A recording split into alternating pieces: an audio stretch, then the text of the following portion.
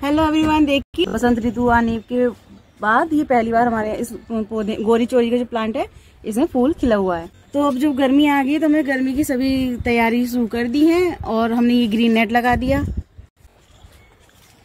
ताकि अब जो गर्मी आएगी तो धूप जो सीधे प्लांट पर ना पड़े। और ये हमारा सौंफ का जो प्लांट है तो ये सौंफ तैयार हो रही है, इसमें फूल आए हुए हैं और कुछ सौंफ तैयार भी हो चुकी हैं। देखिए जैसे ये सौंफ तैयार भी हो गई है, इसमें बस कुछ टाइम और बचा है, फिर ये अच्छे से तैयार हो जाएगी।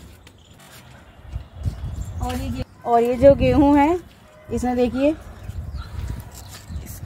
गेहूं आ चुका है, ये भी अब पकने के लिए तैयार है। कुछ दाने हमने गेहूं के डाल दिए थे तो वो भी आ गए हैं। और ये हमने 16 सेल का जो सावर है ये हमने मंगाया था। तो पतझड़ के बाद से हमारे जो गुलाब है उसने पहली बार फ्लावरिंग दी है, तो इस तरीके से इसका फूल आया हुआ है। और एक हमारा इंग्लिश रेड रोज है, ये भी खिल चुका है।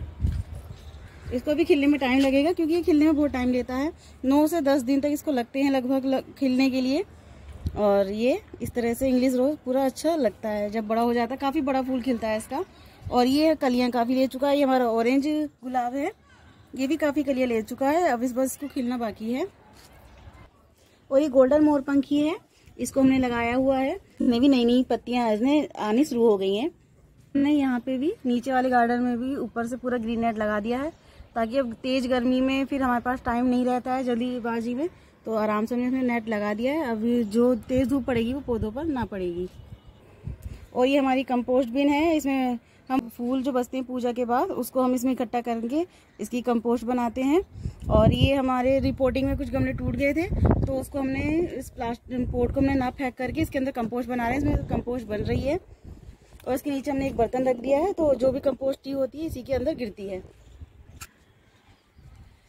आप इस तरह से अपने गार्डन में गाय का जो गोबर होता है उपला, उसको आप जरूर जलाया करें और इस तरीके से आप उसमें हवन सामग्री और डाल दिया करें, तो इससे जो कीड़े होते हैं वो अपने पेड़ पौधों से दूर रहते हैं और हमारे पेड़ पौधों को काफी अच्छा वातावरण शुद्ध हो जाता है। तो अपने पेड़ पौधों के पास आप जरूर, चाहे सुबह चाहे शाम, एक टाइम अग्यारी जरूर कीजिए। गिलोय का प्लांट बेल लगी हुई है, इसने भी अभी नए अंकुरन इसमें आने शुरू हो गए हैं, कुछ फूल भी, कलियां भी आनी शुरू हो गई हैं, कुछ पत्तियां भी इसमें आनी शुरू हो गई हैं।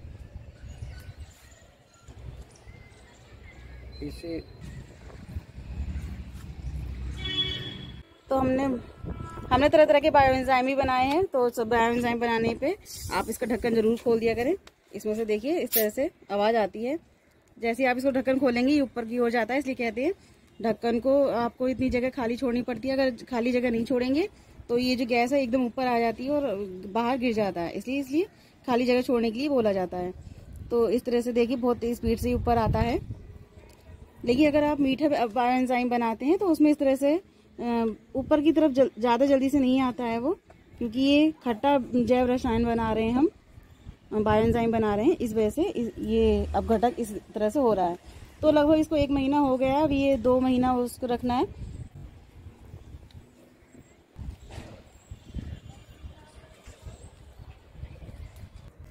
तो ये हमारी इंडोर इन कंपोस्टिंग है, ये हमने घर पे बनाया है, DIY अपने आप बनाया है और ये हमने ऑनलाइन मंगाया था, इसकी भी वीडियो हमने आपके साथ शेयर की है। तो इसको हम घर पे ये दोनों इंडोर में रखते हैं इसको, तो इसमें से भी कोई स्मेल नहीं आती है, दोनों में कंपोस्टिंग है। और ये प्रक्रिया भी चालू है, 1 महीना हो गया है लगभग, लेकिन अभी कुछ दिन और लगेंगे। तो ये भी बायोएंजाइम हमारे बनने के लिए लगभग तैयार हो गया है, इसको भी 1 महीना हो गया है। लेकिन देखिए ये केले के छिलके का हमने बनाया है, तो इसको अगर हम ओपन करेंगे तो इसमें से इतनी तेज नहीं निकल रहा है। देखिए गैस ऊपर आ रही है लेकिन इतना तेज गैस ऊपर नहीं आ रही है। और ये हमने सेब का बनाया है, इसको भी ज्यादा हो गया, इसकी भी हम गैस इस तरह से निकाल लेते हैं और इसकी गैस निकल जाती है, ये भी लगभग तैयार है। और ये हमने बेल का बनाया है, ये बेल का जो जितना भी छिलका होता है उसका, और जब जूस बनाते हैं उसका फाइबर रह जाता है, उसको हमने इसमें डाल के अच्छे से बनाया है और ये भी तैयार है। इसमें भी अभी देखिए कोई गैस रिलीज नहीं हो रही है। और ये हमने चावल का बायोएंजाइम बनाया हुआ है, ये भी लगभग तैयार है, इसको बस कुछ दिन और हैं और ये लगभग तैयार हो जाएगा। तो ये एक अच्छा कीटनाशक रहता है, आप अपने प्लांट में दीजिए तो ये कीट जो है इससे बहुत दूर रहते हैं।